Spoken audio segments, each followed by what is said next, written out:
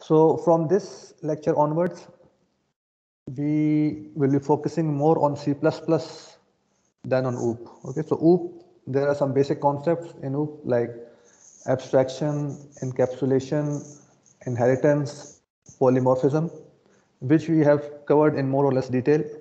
So you guys are familiar with these topics. And we have also have a brief introduction of UML.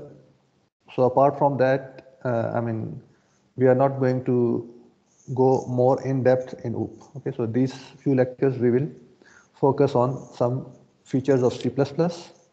And in your project, there is a category of marks which are for like polish and advanced features of C++. So the things that we study in these next few lectures, you can consider them advanced features of C++. And if you use any of these features, some of these features, you can claim those marks. So let us start the class. Let me share my screen with you.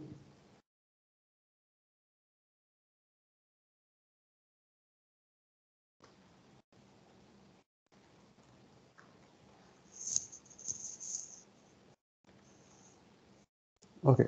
Can you guys see this terminal, and is the font legible? Okay, good. Thank you.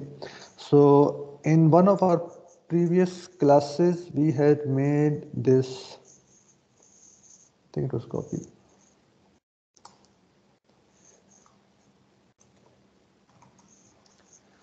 We had this, we made this class, which was like a better, we thought, better version of the arrays that are provided by C and C++ by default. So the idea was that in C and C++, arrays, there's no boundary checking when accessing elements of the array. Okay, so we can always access after the last element of the array or before the first element of the array by using this index operator by mistake, and this would like cause an error in the execution of our program. Okay, because accessing beyond the boundaries of an array is undefined behavior, and undefined behavior can cause all kinds of errors in our program. So we had implemented this class myArray.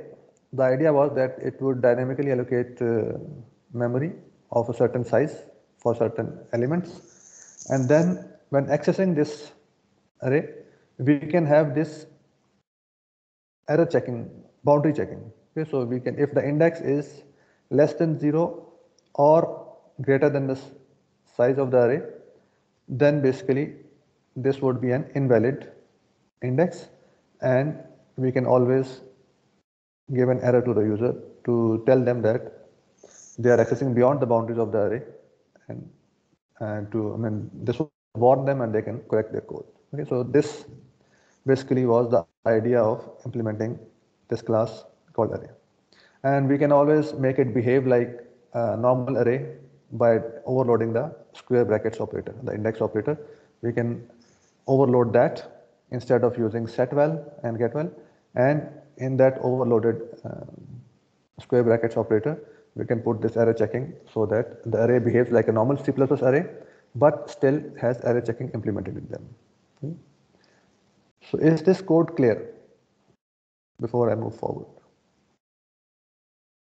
In constructor, as you guys see on line number 14, we pass it a size, and it would basically allocate memory for a size number of elements. Okay. And then in getval, setval, we can basically access those elements of the array with boundary checking and read and write values in them. So is there anything about this code that needs explanation?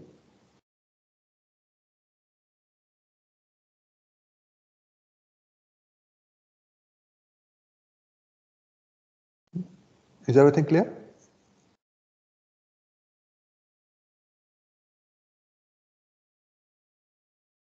Okay, good. Thank you. So the thing is, this kind of array access, it might be needed by many types of arrays. This class that we have implemented, it basically implements the behavior of an array of integers, okay? Because this pointer is of integer type, and we allocate memory for a size number of integers. Okay? But an array is not necessarily of integer type always. A programmer might need an array of integers or an array of characters, an array of floats, an array of employees, I mean an array of million type of elements. Okay, so we don't know what kind of array the program is, type of array the programmer is going to need, and if we want to basically write code for all the types, I mean the basic types you already know, int, float, character, etc. But already for these types, we will have multiple copies of this code and this class. Okay, so we will have a my array int, my array character, my array float. So we have like if there are 20 basic types, then we will have 20 different replications of this code, and beyond that, the types that the user can define, they are infinite, okay, that we cannot even imagine. So if we want to have an array which is generic as like this type checking and is generic, which can be used for any type of array of elements, then this, I mean the things that we have studied so far are insufficient for us. Okay?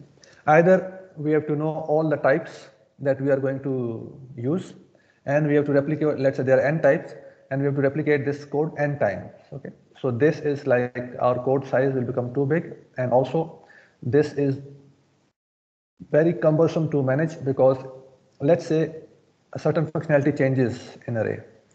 So we have to make that change n times in n different codes.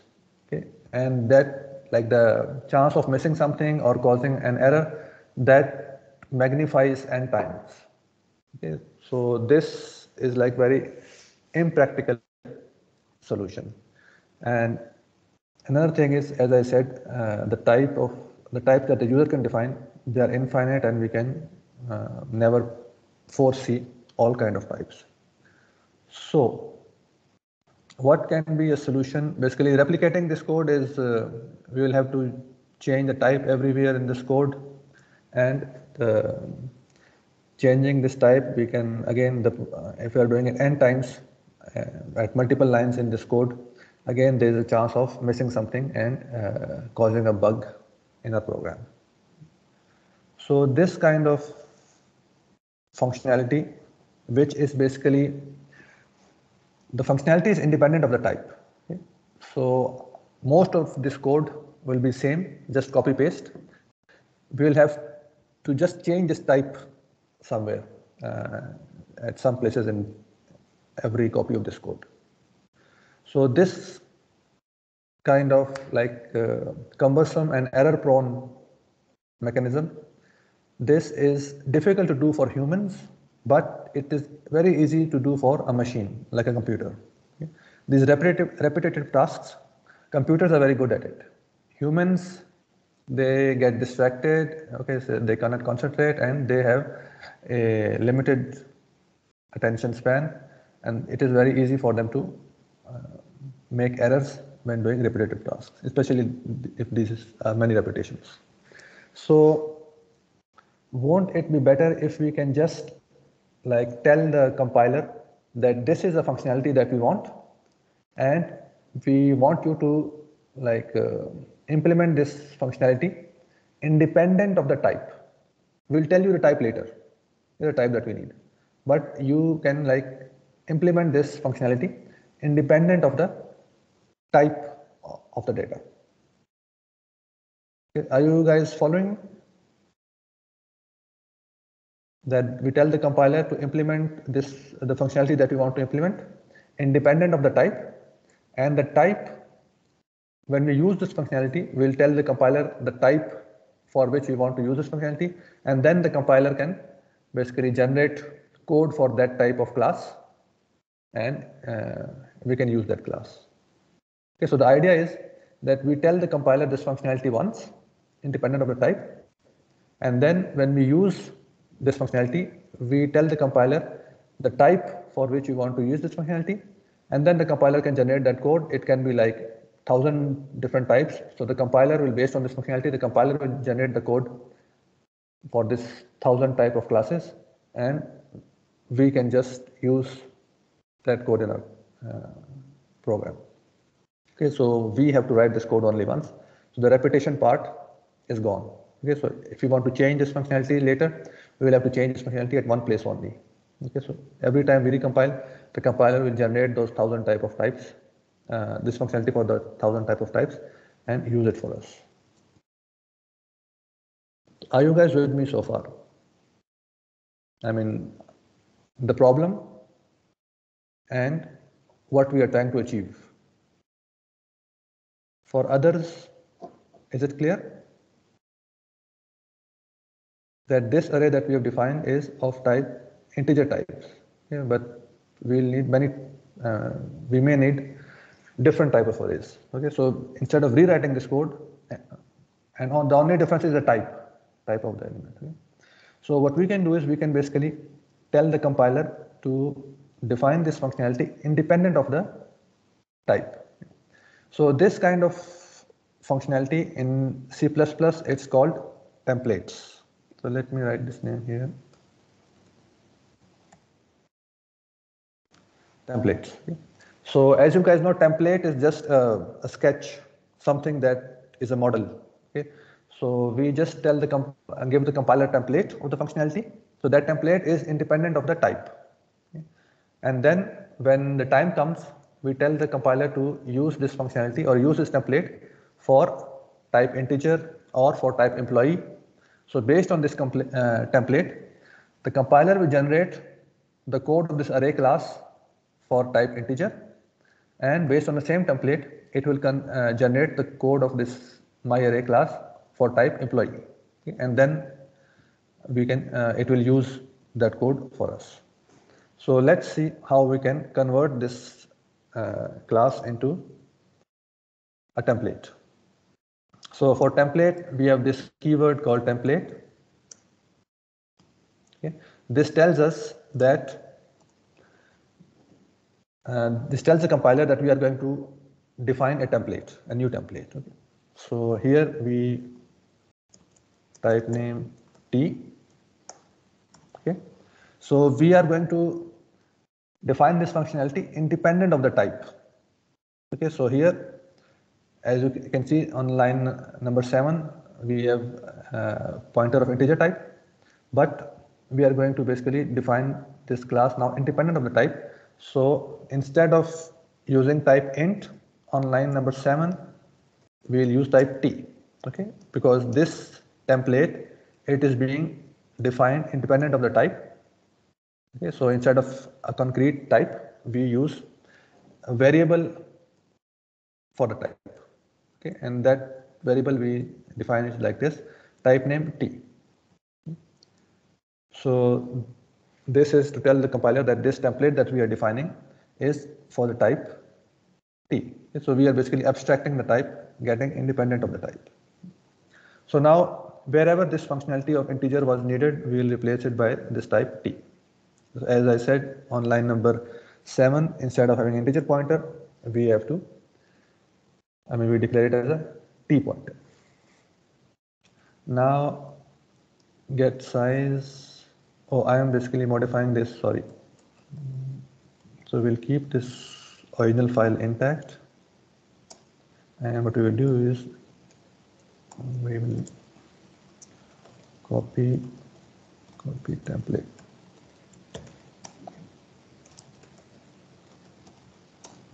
Okay. So as we were doing template, type empty.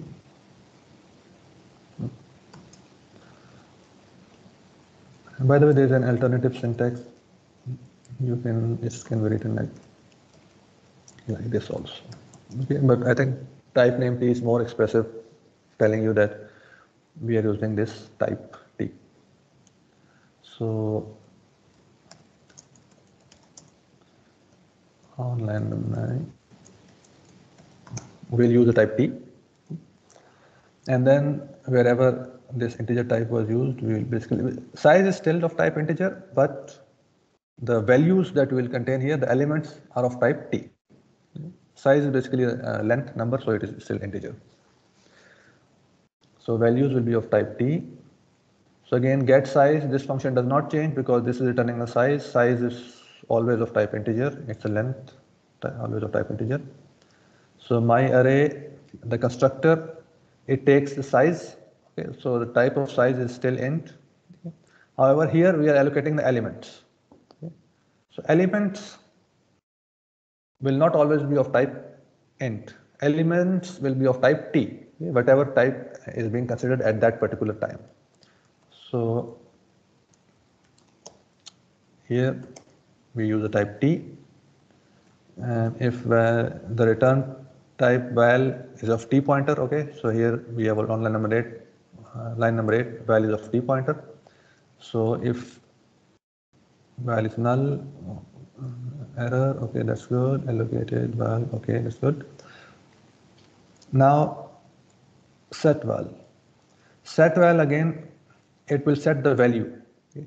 So it takes an index and it takes a value. So index is of type int because index will always go from 0 to like whatever the size is, size minus 1. So index, we don't change the type of index, but this value, it will not always be of type int, it will be of type T. Okay. So this value is of type T. Again, we don't change the rest of the code, so it does not need any changing. Get val, again, it returns a value. So it takes an index. Index, as I said, will be of type int. But the value that it returns, val index, this val array, it is of type T. Okay. So the return type of this function should be T, because it will be returning the type for which we'll be using this template. This is good, I think. And then print array function, basically it prints I is equal to 0 less than size. It's an index, so it does not change. Cout val, okay. So it will cout the value. My array, again, it does not use any type, so we'll just keep it same. So this is our template. So this basically, the template that we declared here on line number 5, it basically tells the compiler that we are defining a template. The next definition is a template. Okay, so the next definition is of this type of this class myArray. Okay, so this definition continues until line number 49. Okay, so the influence of this type name T or this template, it continues until the end of this definition. Okay, so since the definition finishes on line number 49, so the effect of that template also finishes at line number 49. Okay, so here we go. Sum is not part of the template, it's not part of the class. Okay, so we'll leave this something for the moment, we'll leave it. No, oops.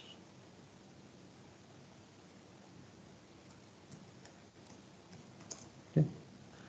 So this is how I have made this class myArray from an array of integers to an array of type T, a template of type T.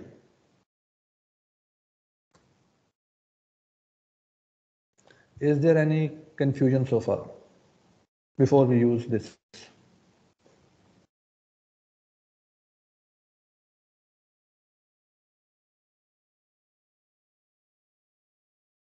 Okay, so I hope others are also following with us.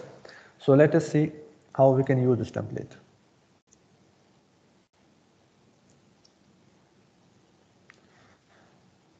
So here basically we declare we were declaring a myArray of size 10. Okay, A is a class object of type myArray, and inside basically we are telling it to allocate a size for we were telling it to allocate memory for 10 integers. Okay, but now that our array has become a template, we have to tell it explicitly that this template we are generating code for an array of integers. So we'll do it like this inside these angle brackets. Okay. So this for object A, the compiler will generate code from this template, my array, but replacing t with integers. Okay, so the class declaration that we had above, a copy of it will be generated, but this time t will be replaced by a concrete type, which is integer. Okay. So this object A, it will be an object of that generated class, which is basically my array int. So this will generate a class myArray of type int, and A will be object of that class. Okay. And inside we are telling it to allocate memory for 10 integers. So here basically we are setting the value, calling setval. Okay. Setval takes an index and a value. So my A is of type myArray int. So to A we will basically give integer values. So then we can just print it. A dot print, what's it called? Printer.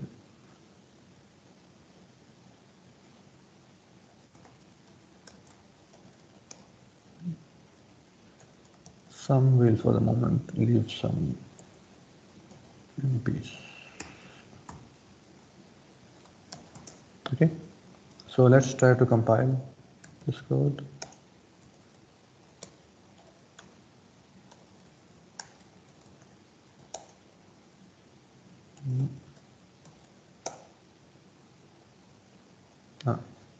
So a code was generated for a class of type myArray int based on that template, and then that code was compiled, etc., and an object was created, A, of 10 integers, which was initialized, and then it was printed, and then that when program finished, that object was destroyed. So you see these deleted and allocated messages for constructor and destructors. So this is, and we could have basically defined this character. So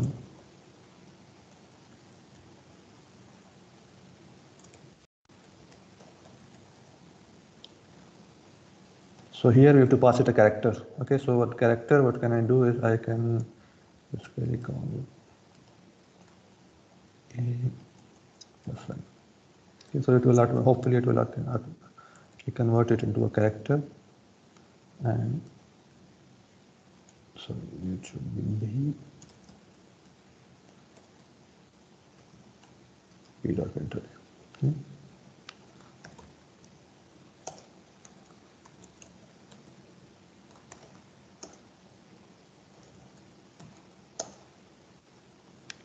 So here you see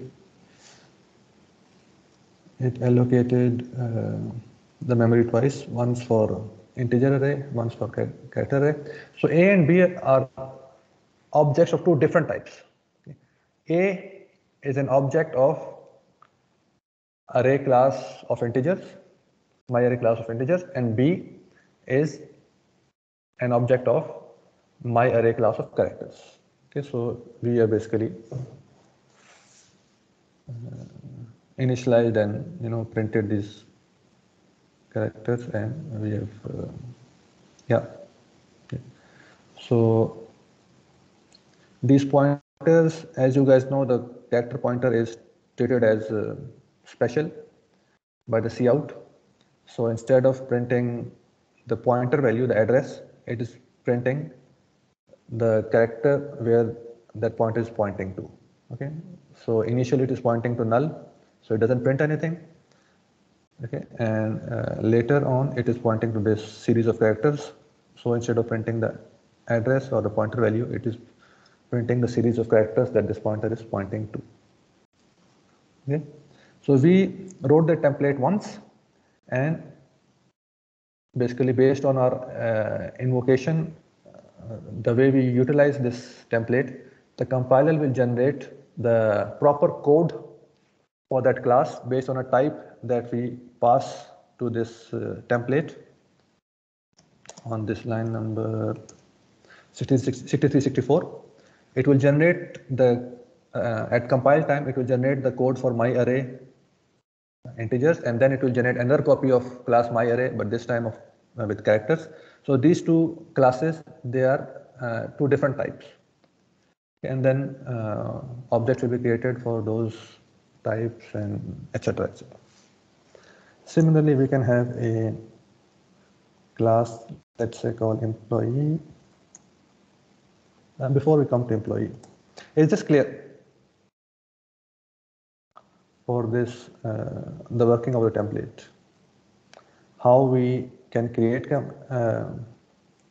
define templates, and how do we use templates? It is the thing that you have to keep in mind is that when we use the template, we pass it the types. Just like you have functions, okay? The function parameters are values. Similarly, when we these templates, the template parameters are types. In function parameters, we defined arguments, variables which can take different values when calling those functions. In template parameters, we define arguments of types, okay? So which can basically take types as arguments when we use these templates. Okay? So at the top, we define this class with type name t. Okay? So this is a variable which expects to receive types, not values. Okay? Where in function, we have argument in x, int x. So x can receive values 5, 6, 29, etc. This type name t, again, it's a variable, but it's a variable for types. It can receive types. Yes, the benefits of the templates is that we can create definitions of the class, but of different type. Okay, so the object will be then, of course, when we declare objects of those classes, they will be of different types, of those types that are generated from those templates. So yes, vectors are templates, defined as templates in C++. Vectors are part of the standard library. If you look at the name of the standard library, it's called STL, which stands for Standard Template Library. Okay. Everything in this, I think everything in this library is defined as a template, okay, which means they wrote the code of that thing once, and you can use that thing with any type.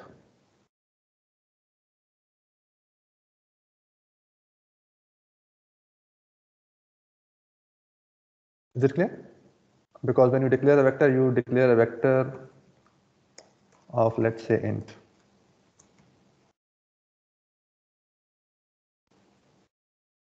Just like we are declaring our array of type int. Other people, are you guys with us? Are you guys following what I'm saying? How to define it? What is a template? What's the use of template, and how we can define templates and how we can use them? Okay, good, very good. So basically, let's try to use this template for our user-defined types. Let I class employee.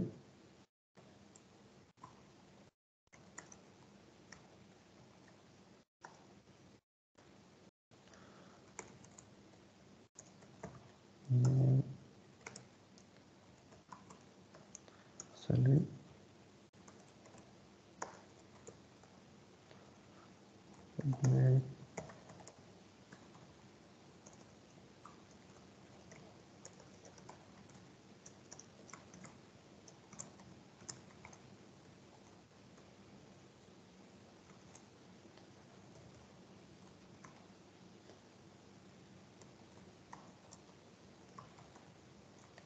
So I think we have looked at this member initialization syntax. So try to get used to it. Try using it again. No, these brackets are different.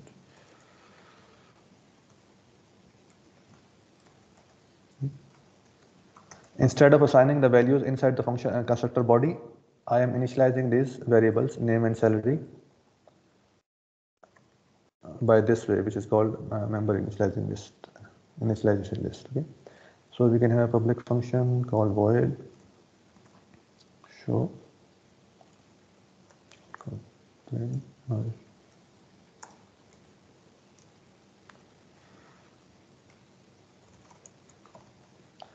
cout name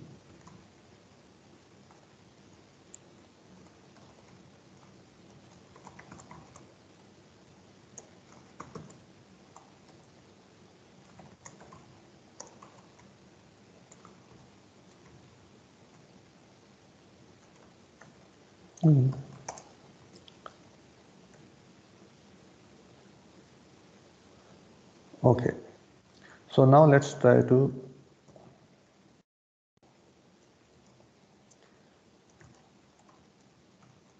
employee. I have 10 employees, and then this set val, etc. And then we do print array. Okay, so we have this print array. Okay, let's do print array. Let's see.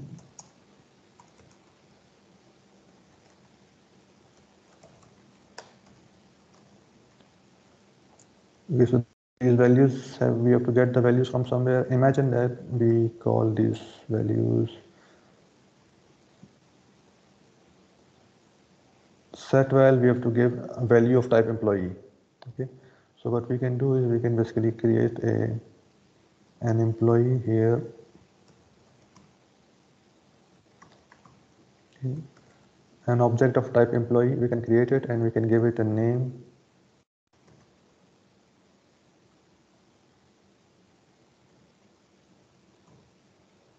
Employee.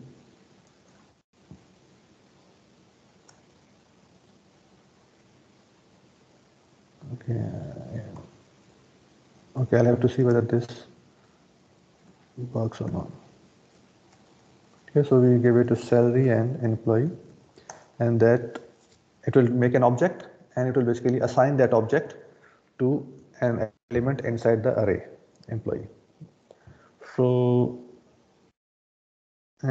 we are giving it, we are trying to give a different name to every employee. So I'm trying to use this plus I. So let's forget this. Let's give every employee the same name. Okay, so we'll see how to generate different names later. But the salary of every employee is different. So this value will be assigned to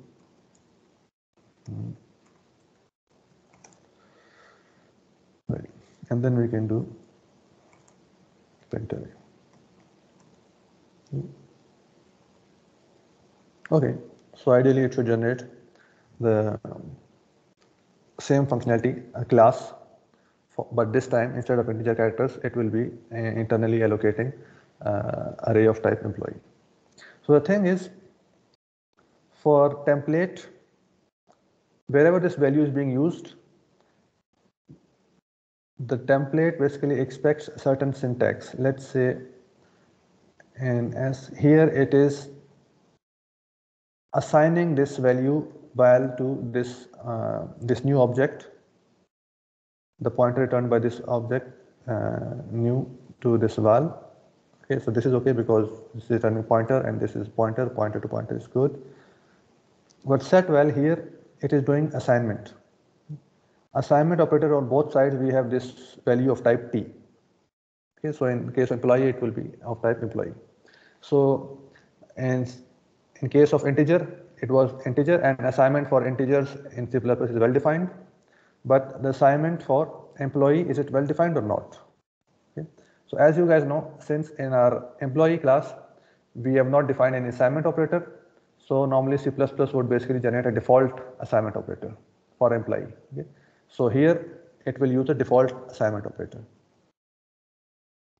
which is, if it's good, it's good. If it's not good, then we have to redefine our own assignment operator. Okay. For the moment, let's go with the default assignment operator. Okay, same here, it's returning a value. So it's returning a value of type T, and the return here is by copy. Okay, so again, it's returning a value by copy. So which will use basically copy constructor, if or move constructor, depending on if it's an R type value.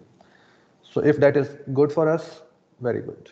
Okay. So by default, C++ will generate a default copy of operator and a copy constructor and a default move constructor. Okay. If it's good, it's good. Otherwise, we have to redefine them ourselves. What I want to show you here is that here we are printing the array. On line number 38, we are printing each value of type T. So for printing integers, characters, C++ already knows how to print integer characters. So this operator is already defined for integer and characters. Okay, this less than operator. But when it will try to print employee class, basically this operator is not defined for the employee class, how to print an employee. Okay. And also C++ does not generate this less than operator by default. Okay. So now that we are using this array of type employee, when this compiler generates the code with type employee, we will see that it will try to syntax check this less than operator with type employee, and it will see that it does not know how to print the type employee, and it will give an error. So let's see.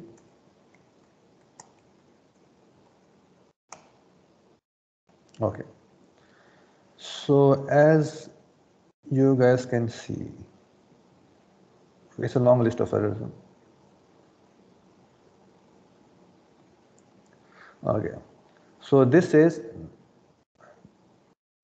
no match for operator less than and employee. Okay. So since we already knew what was the problem, reading this error message is clear. So let me just fix this and then we'll come back to. So let me just fix in our employee, we basically overload the operator. What's it called? I think hoststream.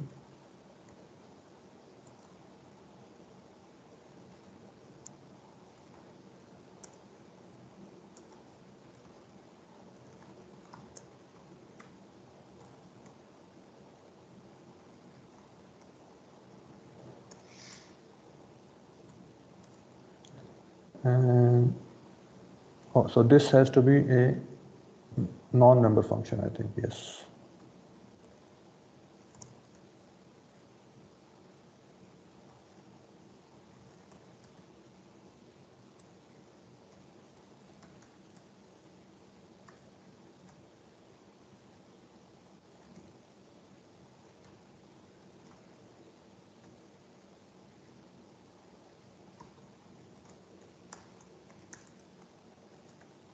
So inside, let's call employee. We can print it individually also, but since we have already defined employee or print, I'm just, no, we have to return that. Okay. So employee.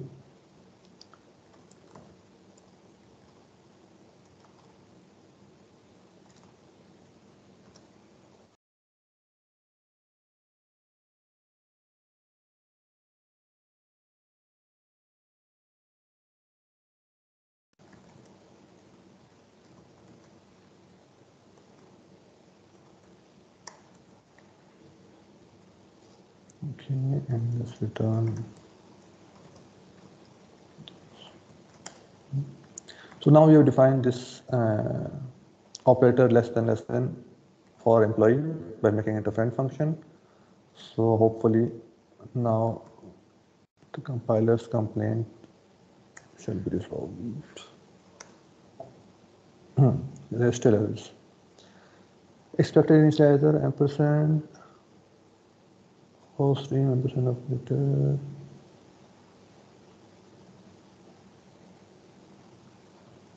No matching function to call employee. Okay, so since we are creating this and template, we are creating employees, 10 employees. So these 10 employees, they will be created using default constructors. Okay, so since we have not given provided a default constructor, we will provide default constructor. But before that, there's also an error. We will come to that later. So let me make default constructor for employee.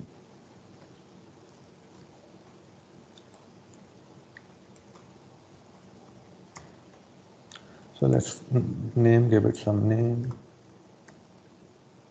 Salary, let's keep it 1000.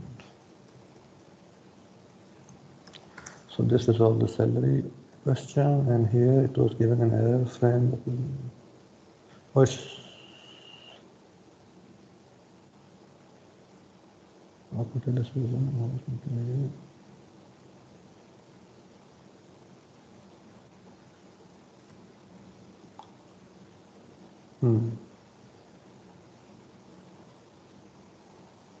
this received and return this reference. So what is the problem here? Expected initializer before ampersand token line 71.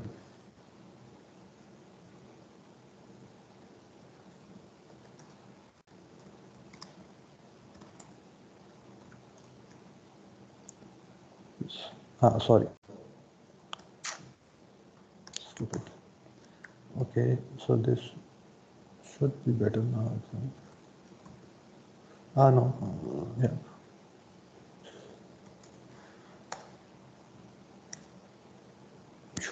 Okay. So now let's see a dot out. Okay. So you see here, we have this employee and their salaries being printed here. Okay, name is the same, but we give different salary to every employee.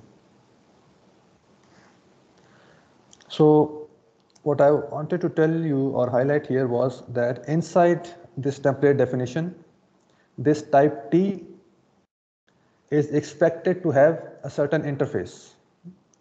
Just like I showed you, this type T should be able to do the assignment. Okay, it should have an assignment operator. It should have a copy constructor or a move constructor, okay, depending on whether it's R value or L value. So luckily for us, they were generated by default. Okay, so we do not need to generate the copy constructor and move constructor for assignment operator for this type T employee.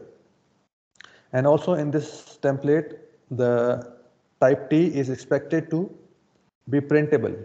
Okay, it should be able to be used with this less than operator. Okay. So for integer character, we did not have any issue because already C++ overloads this less than operator for basic types. But our type imply, when the template tried to compile the code cout less than val I, where val I is of type employee, the less than operator was not defined for type employee. Okay, so it gave us an error. It gave us an error, and we basically had to define or overload this less than operator for type employee so that this code can be compiled. Okay. So this way, we were able to use this template with our user-defined type of employee. Okay, so whatever interface is required here, that has to be provided by the type T. Okay. Otherwise, the generated code will not be compiled and we will give errors.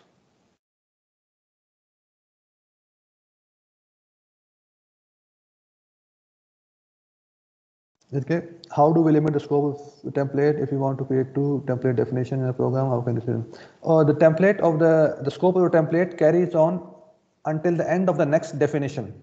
Okay, so in this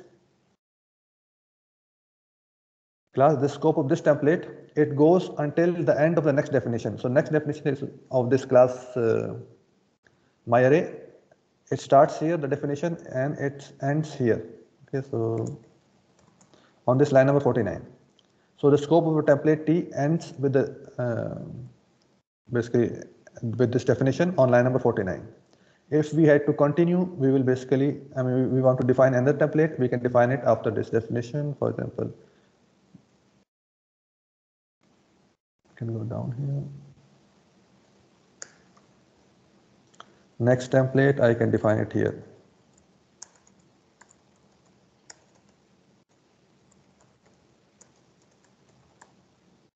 Then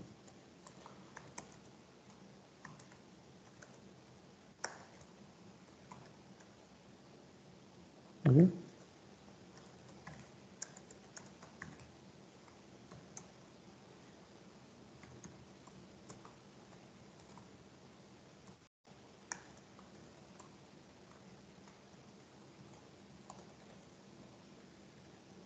So this is another second template, class dummy. We can basically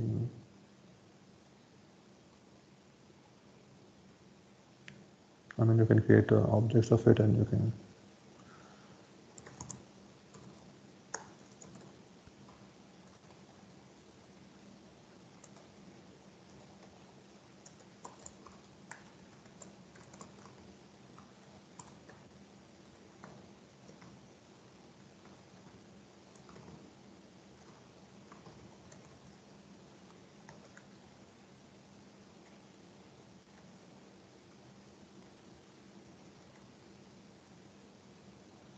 let's do it after all this.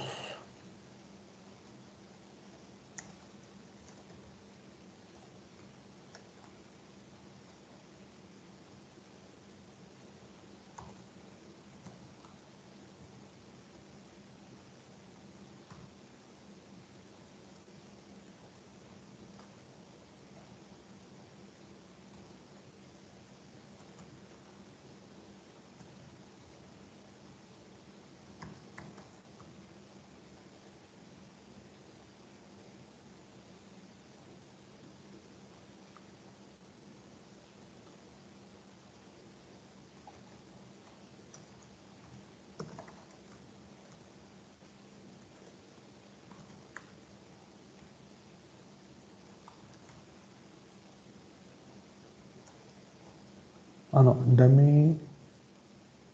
Yeah, here dummy is being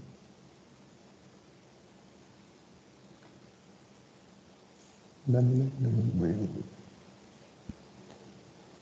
Yeah, dummy is basically initializing this to. So what I can do here, this will call a default constructor for integer as well as for employee. Yeah. Otherwise, 0 for default constructor. There is no default and there's no constructor for employee, which takes one argument. Okay, so it would have given us error, but this is good.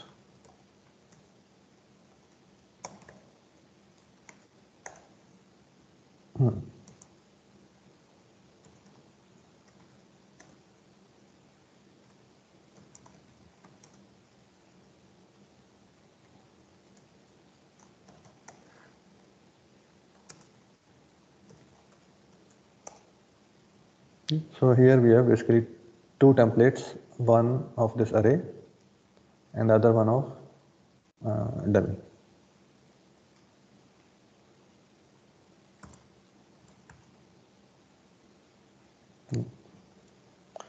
I'll copy template.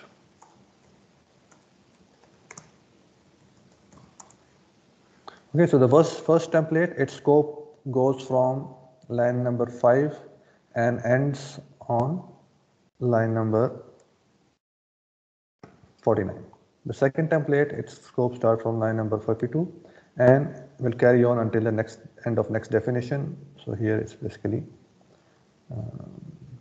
what's it called? Line number 58. Okay. So type name does not have always to be T. It's a variable of type. You can call it Z. Then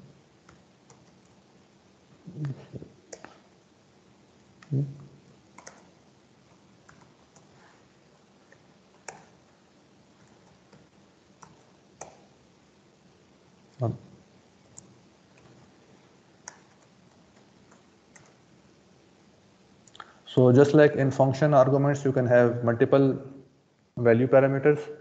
In template arguments, you can have multiple type parameters. Okay, here we are using only one parameter, but you can have templates taking multiple type parameters.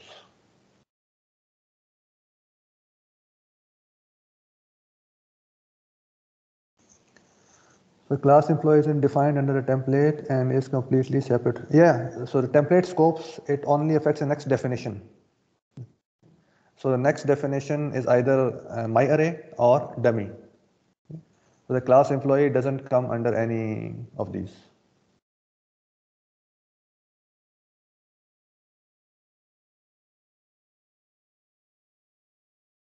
Is it clear? Any question from anybody so far?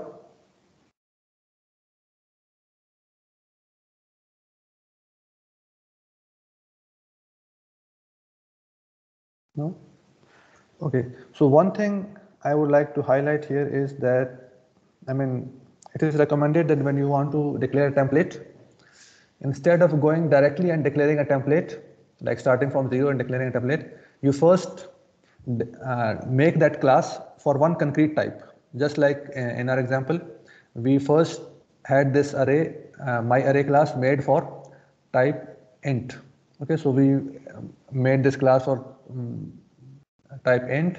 We defined all these functions, their implementations, and we basically implemented the functionality, tested it, removed any bugs or errors that we had, and then we made it a template. Okay. This is recommended because the error handling, I mean, debugging errors in templates can be very, very confusing. Just like we had this, I will give you a demo again, like just like we had this. If I remove this function from employee, the error that we get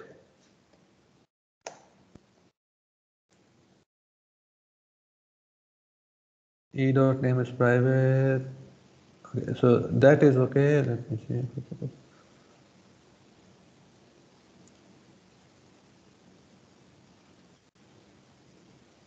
E.name is Sally. Okay, so this is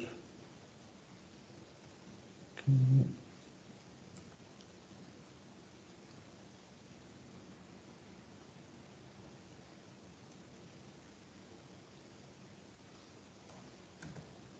Just for the sake of implementation. It compiles. It compiles because it does not need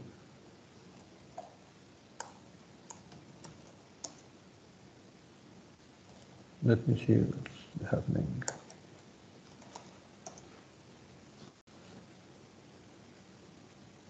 So it prints the employee and the function for employee here is not defined.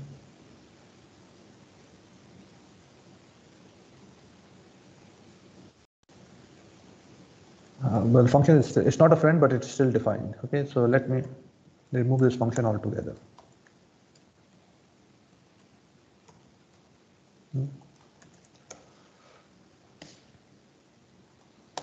And now, yeah. Now you guys see these error messages, they are almost unreadable. Okay, so these error messages, they're unreadable. The thing is, this code for the class employee, it is generated at compile time. It's generated at compile time, and then compiler basically has to do lots of stuff, lots of error, type checking, etc. They generate that code, and then it compiles that code, and the error happens in compiling the code that the compiler generated. Okay, we did not write that code directly. We wrote just a template. The compiler generated that code, and then it found an error in that generated code.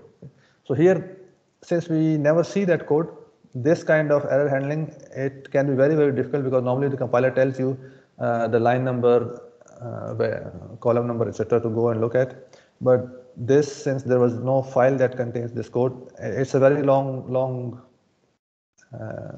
list of error messages. So it is advisable, preferable to use basically first make a class based on concrete type, test it, debug it, and then convert it to a template. Okay. So yeah, that was warning for whoever might be using templates in their class. So the idea of template is that it saves you lots of trouble by writing code only once, okay, and then at runtime the code is generated when we use this template. Okay, so when we use this template, this process is called instantiation. Okay, so here we are instantiating this template for type int, okay, to create an object A. The code will be generated for my array of int. Here we are instantiating the same myArray for type character. Code will be generated for character, and third line it will be instantiated for employee, and code will be generated for employee. And that instantiated code will be compiled. So yeah, so it's always better to minimize the chances of error. So first make a class for a concrete type, test it, and then convert it to a template. So yeah, templates give you great power, but as you guys know, with great power comes great responsibility. So use it, but with care.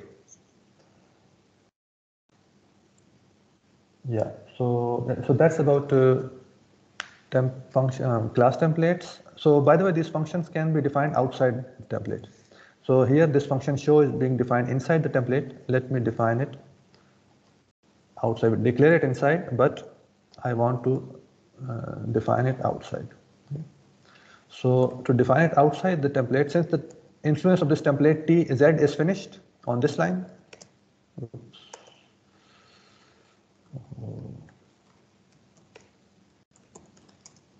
On line number 58.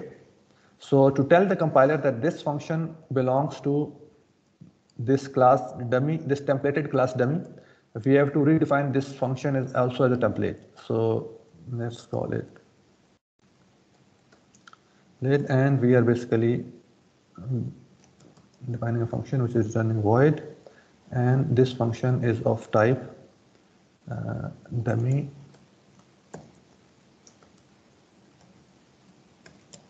I think that's the syntax. Remember, when we define a function, a member function outside a class, we have to define it within with a scope resolution operator.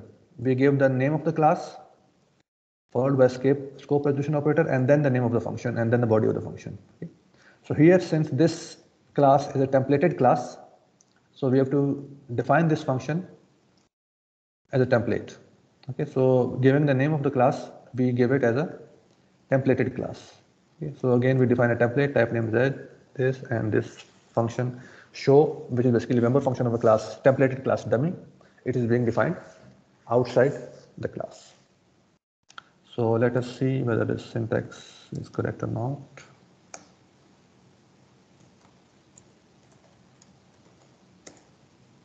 Yep,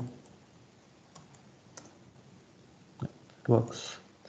So again, the key thing is that we have to define the function as a template and give the class name as a templated class. Let me see if it. I don't think it has to be the same type name because it's just a variable name. So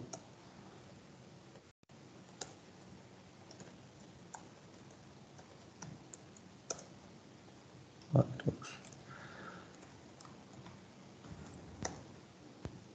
Yeah. So this is basically how to define a template class.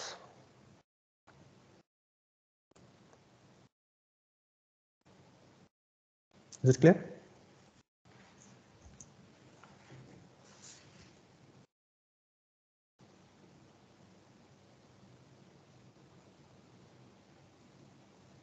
Okay. So just like we can have template classes, we can also have template functions. Okay. So let me give you an example. Have you guys done bubble sort? Do you guys know bubble sort? No. Okay. So let me think of another. But I think you will understand the code. You can understand the code later. But here, okay. But that's not a problem. The sorting algo itself is not important. The working of the algo. It's just how to see it working with different types. Okay. I'll just give you the overall idea, but the working of the algo is code is not important. It just here the main thing is to have it look at it how it works with different types. So let me just basically the idea is that a function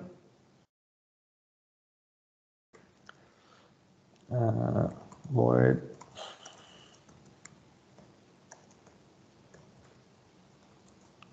it takes an array let's for the moment let's make it an integer array. Okay, as you guys know, with arrays we pass size.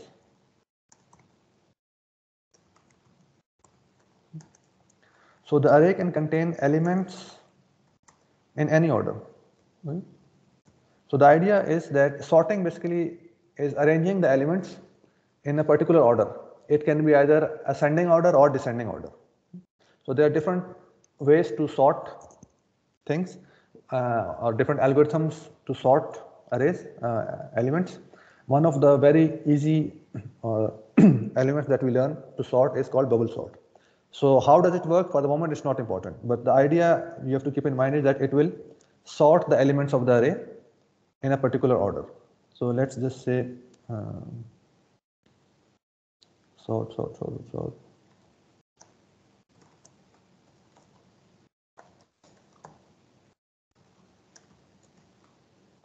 I plus plus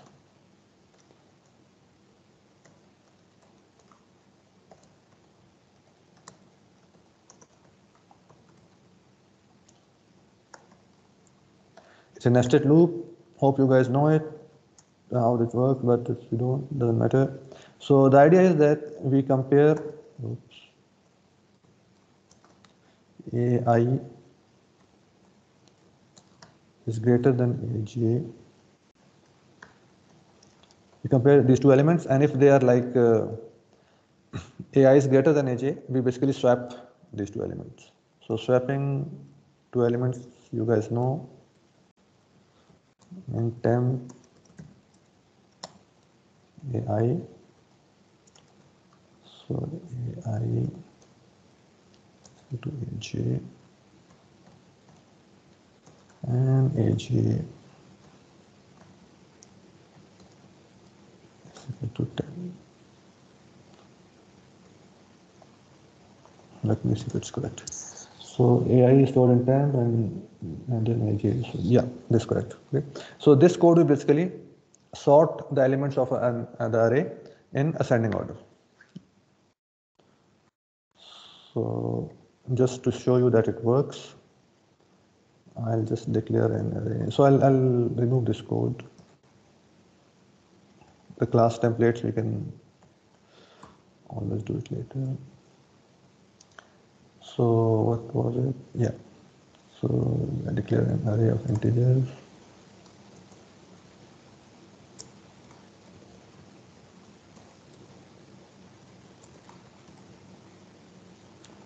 Three, 1, 5, 2, 11, 7,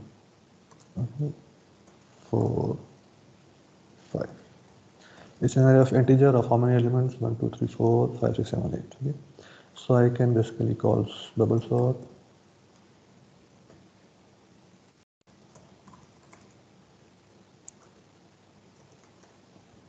A and 8. Then we can print it.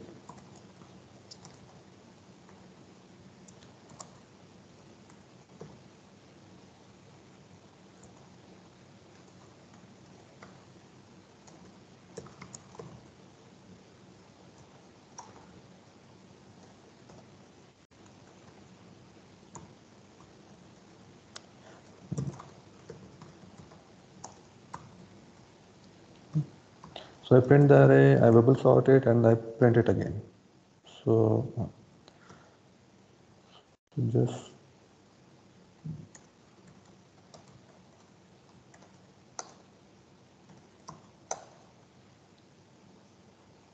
let me put commas.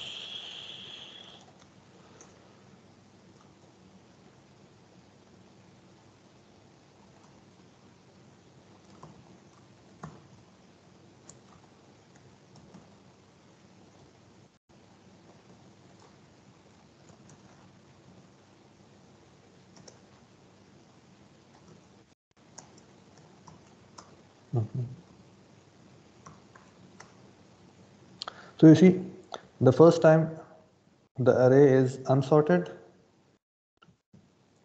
and the next time after sorting the array is sorted in descending order. I made a mistake, but it's sorted. Right? So how the algo works, we'll study perhaps later, but for the moment, we know that this function takes an array of integers and sorts it. So we can have different like arrays. We can, again, the function idea is the same. We might want this functionality for different types. The functionality is independent of the type. We can have an array of type integer, an array of type characters, an array of type employees, but we would like to sort them. So again,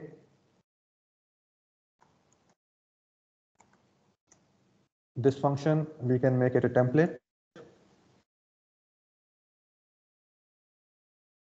Yeah. So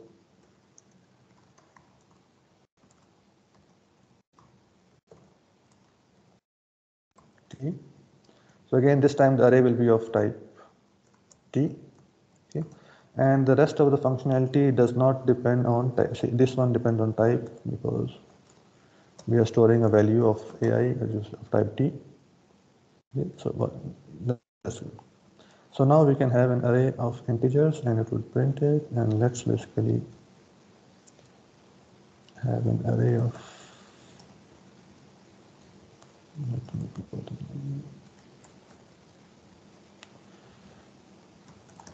characters.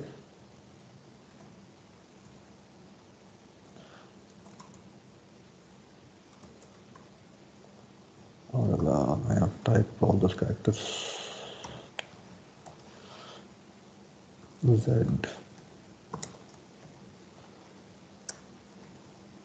W.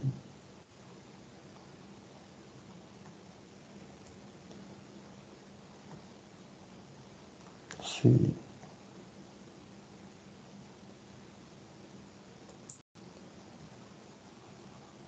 After C, we could have T. And since it's taking too long, so I'll just limit it to 5 or something like this. After T, we'll have Y. 5 is good. So here 5, print the array, then sort this array, and again print this array.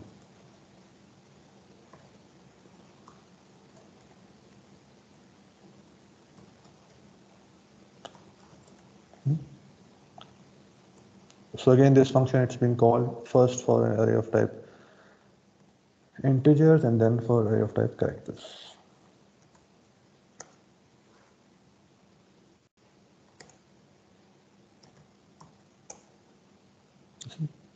Both arrays, they are sorted in different orders. So we basically wrote the function of the code once, the code of the function once, independent of the type. Okay, we gave it template, and then when we basically called that function based on the types of the arguments being passed,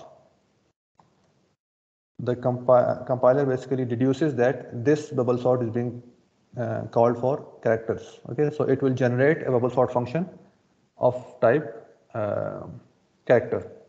Similarly, here it will generate a bubble sort based on the argument type. It will generate bubble sort function of type integers.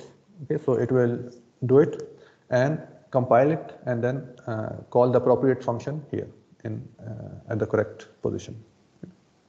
So again, we can have a function of type employee. And by the way, we can explicitly tell us also.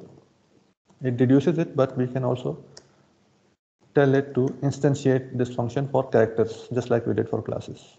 For classes, it does not deduce automatically, but for functions, it can deduce automatically which kind of function, which type of function we want to instantiate here. But we can also tell it explicitly. And we can also like call a bubble sort of employees, but for employees, we will have to give it. Now the thing with employees is that we will have to define them. Okay, let me do it. Let me do it. You guys will have to give me like 10 to 15 minutes today extra. So I'll generate employees. Employee.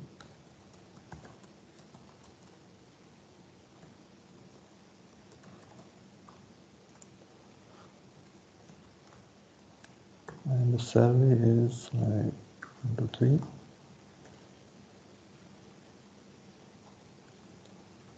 Another employee. Let's do it like this so that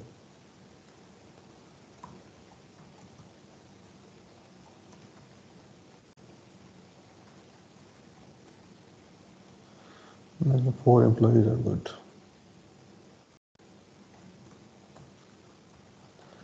Let's give it the salary 1 to 5.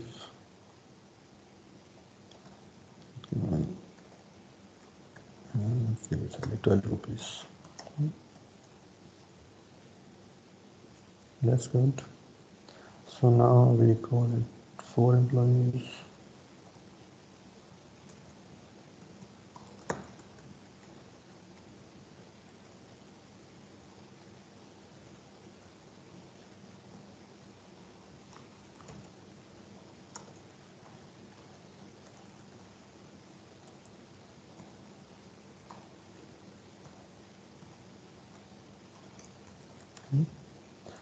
So this bubble sort code will be generated for employee. It will reduce automatically. So we do not give it. Yeah. So the compiler will basically generate code for employees and bubble sort employee, and then it will try to compile this code for bubble sort employee. Okay, employee array A, etc. So when it will come here, it will try to compare a value of type employee with check greater than for another type value of type employee. Now the greater than operator by default is not defined for employee. Okay, so it will cause an error here. Okay. So let's define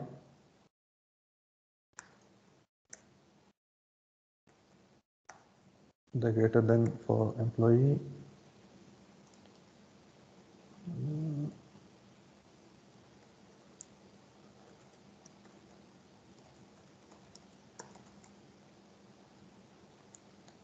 Okay.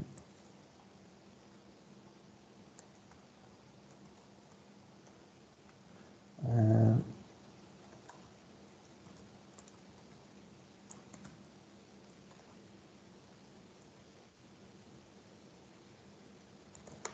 let's make it const because we're not going to intend to modify it. And if the the LHS for whom the function will be called, if the salary is greater than right hand dot salary return true.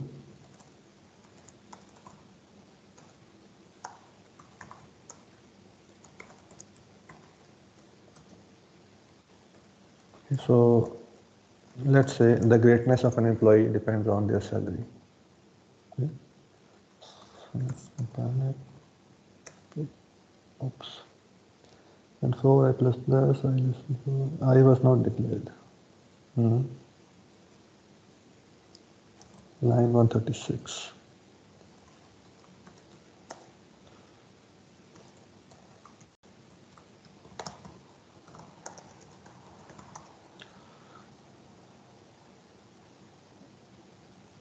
And I is equal to 0, I less than 4, okay.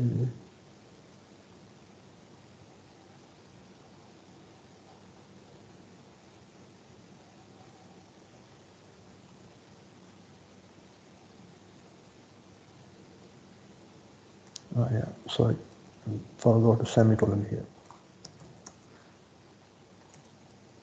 So in C++, usually the error is either at the exact line or around it.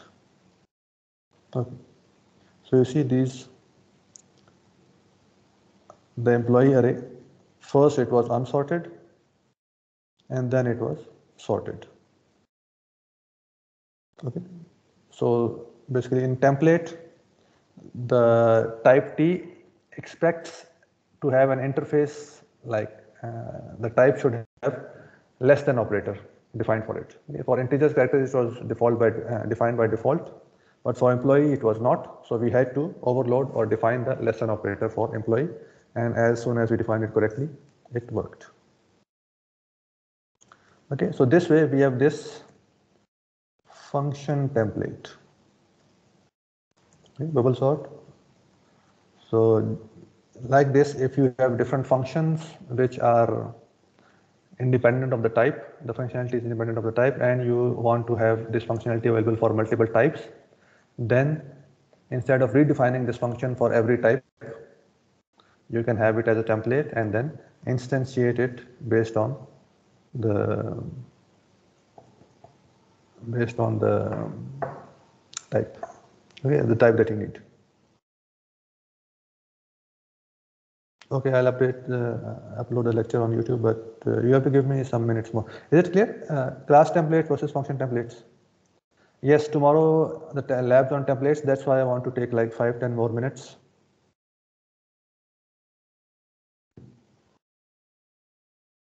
We'll do this template in class, in next class also. I'll revise lots of these things, but just to make you guys be able to prepare for tomorrow's lab, I'm trying to, cover some topics here. So for class template and functional template, is it okay? How did it compare the salaries? We defined the less than operator. Okay. So in the less than operator that we defined for type employee, where it is here. So this operator, if there are two employees on the left and right side of the greater than operator, then this function will be called. Okay? This function will be called for the left hand side as a member function, and the right hand side will be passed to it as an argument, RHS. So it compares the salary of the left hand side with the right hand side.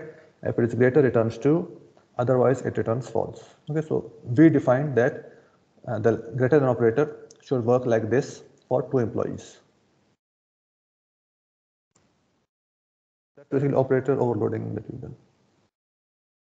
Yeah, I'll upload the code and lecture. But for the moment, tell me, is it clear what I've done so far?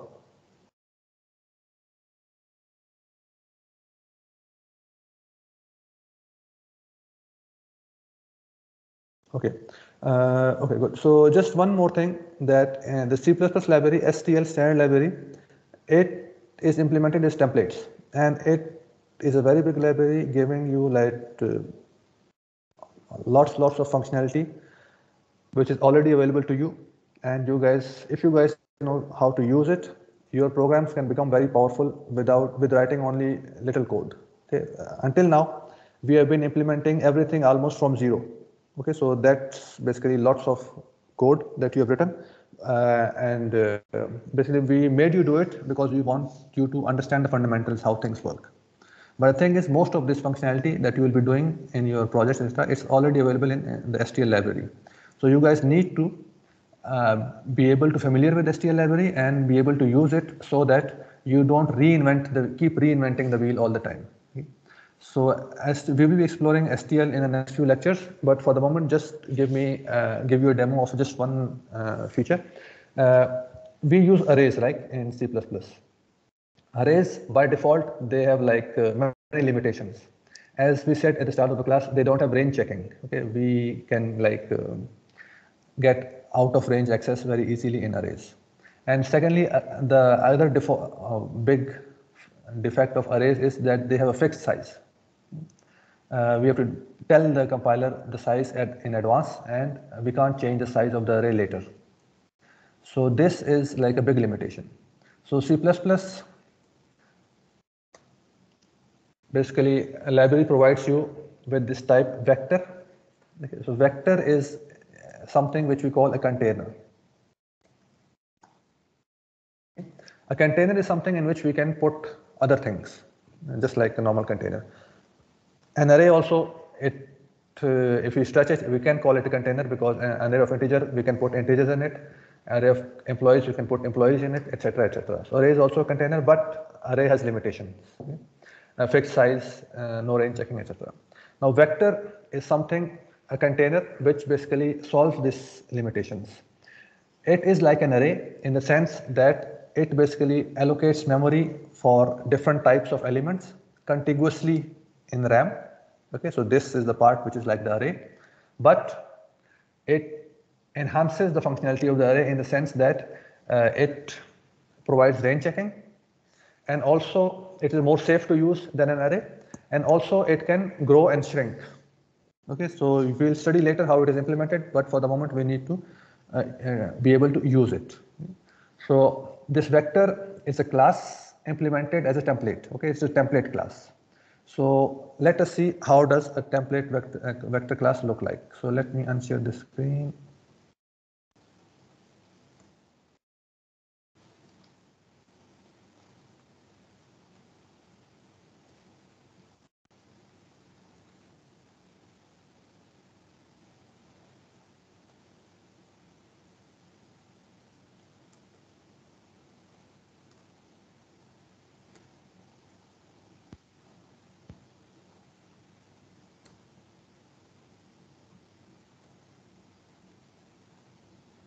Okay, so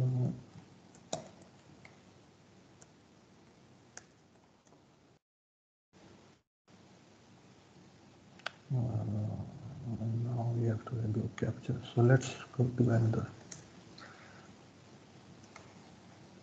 Google.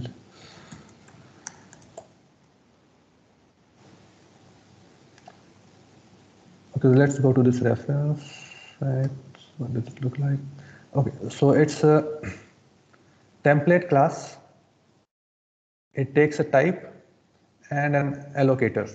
Okay, so this employs has two parameters. So allocator is like there's a default allocator, so we can ignore allocator for the moment. Just concentrate on a type. Okay, it takes a type T, and it's defined as a class, templated class. Okay. So let us see what does it has. So if we look at here in this vector on the menu on the left side, vector has many membered functions. Vector has a constructor, a destructor, and this all these functions assign, add, etc., etc., etc. So let us see the functionality of a vector. Is there any code given example? No. Okay, so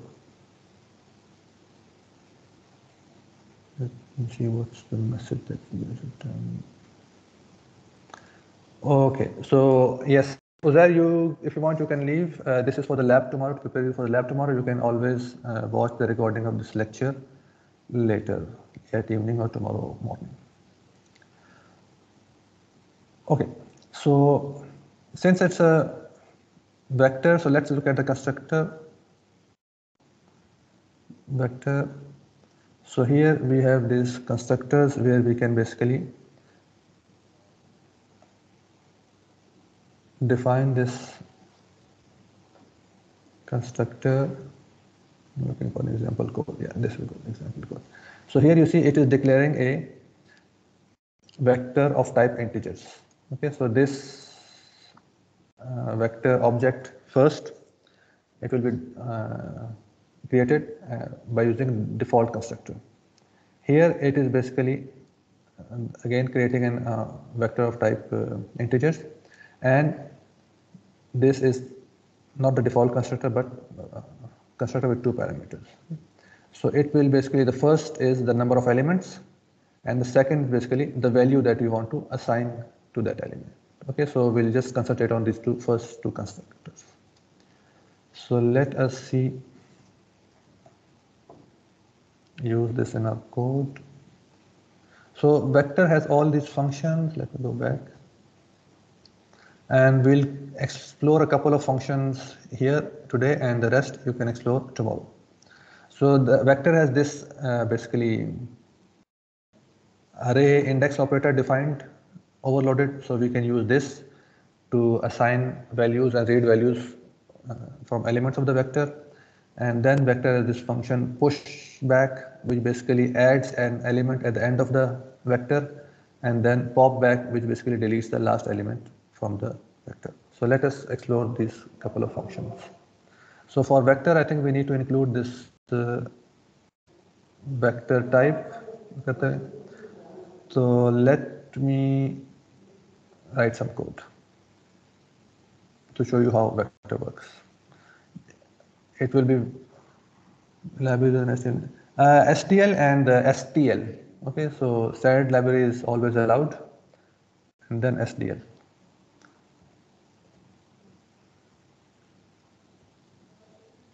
So let me see the screen.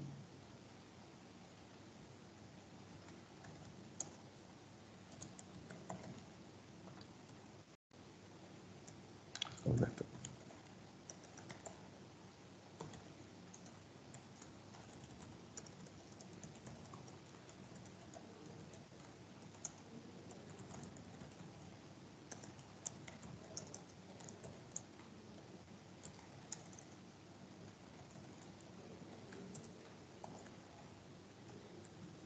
Okay, so let me define a vector of type integers. Let's call it v. I will use the default constructor here, and now let me push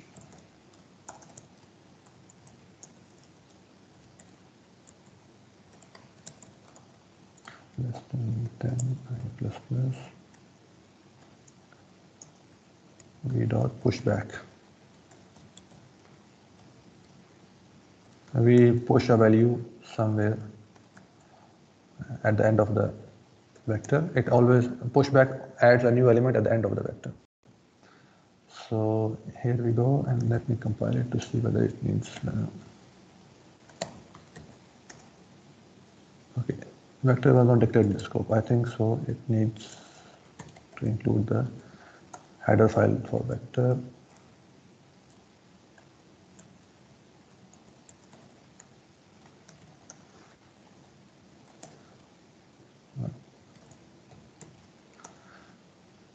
So now what I can do is I can try to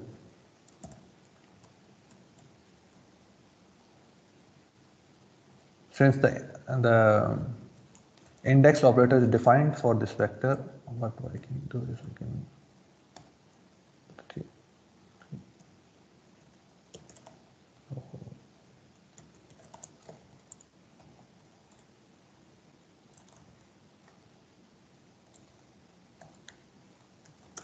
okay, so we are printing the value of each index of this vector, and then yeah, so let us see what happens.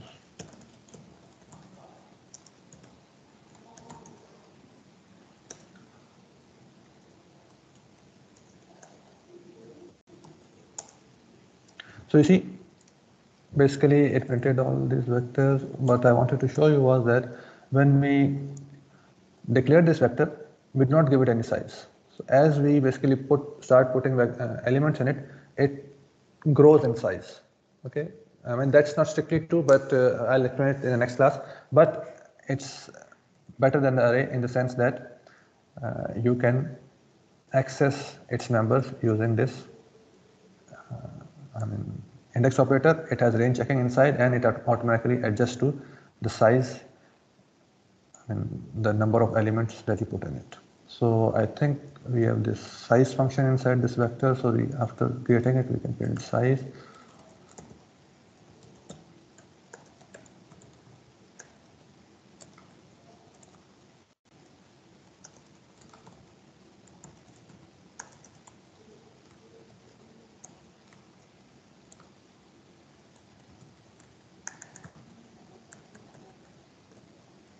After adding elements, I print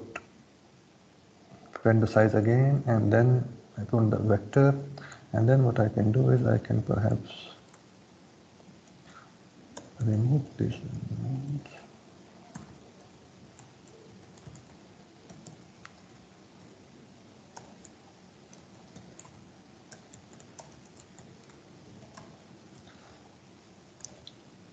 Print its size and elements again.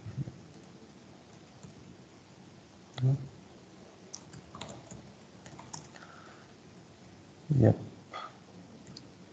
So, okay. So let's take 5 elements from here.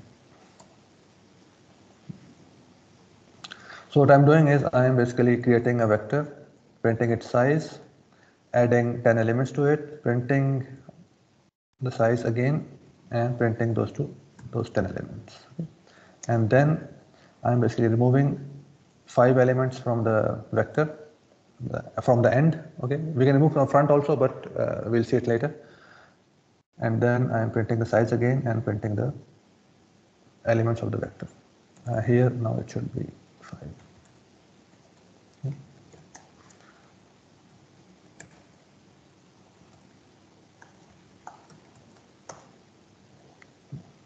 So you see in start the size of the vector is 0. Then after adding 10 elements, size of the vector is 10. We print those 10 elements. Okay. And then we remove 5 elements from the end. Okay, so you see the elements that have been removed are from the end. So then we print the size of the vector again, and then we print the elements.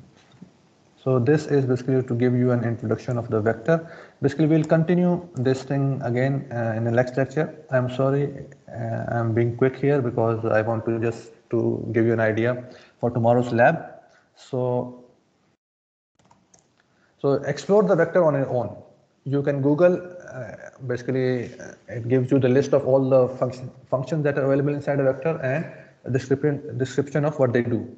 Try to explore the vector on your own and then try to use it in the lab tomorrow, and then we'll discuss it again on what's called Thursday, okay, inside the class.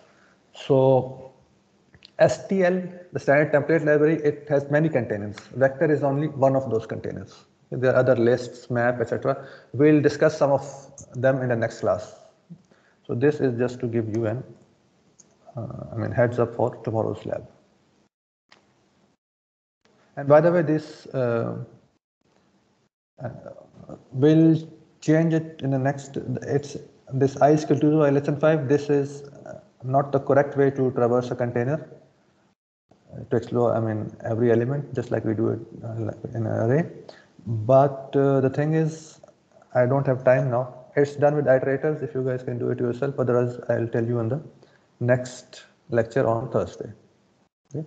So for the moment, either you can explore iterators on your own, or you can basically do this lab, tomorrow's lab, try to do it with this I is equal to 0, I less than size, etc., etc.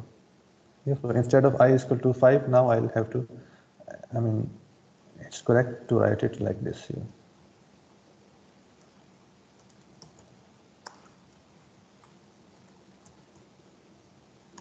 So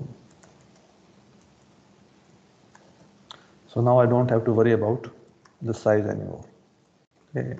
Automatically it will use the correct size.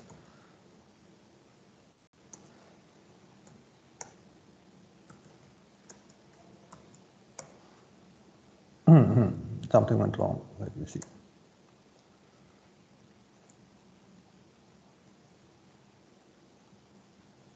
Okay, so this is, in the start it's 0, so we have to at least push it to like 10 elements. For printing, we don't need the size. Yeah, printing we need the size to use the correct size.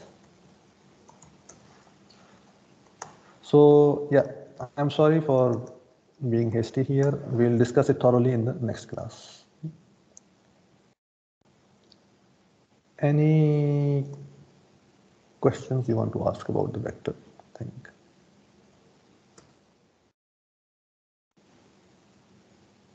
Yeah, STL is allowed. STL plus SDL.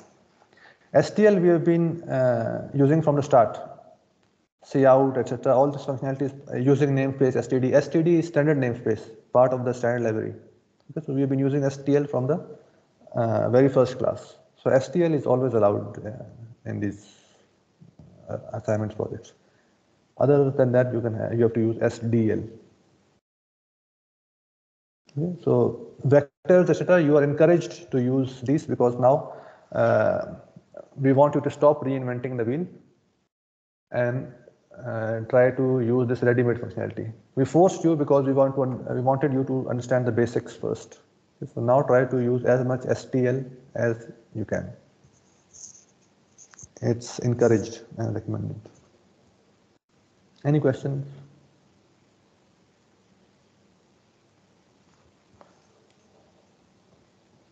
No? Okay, so let me download the attendance.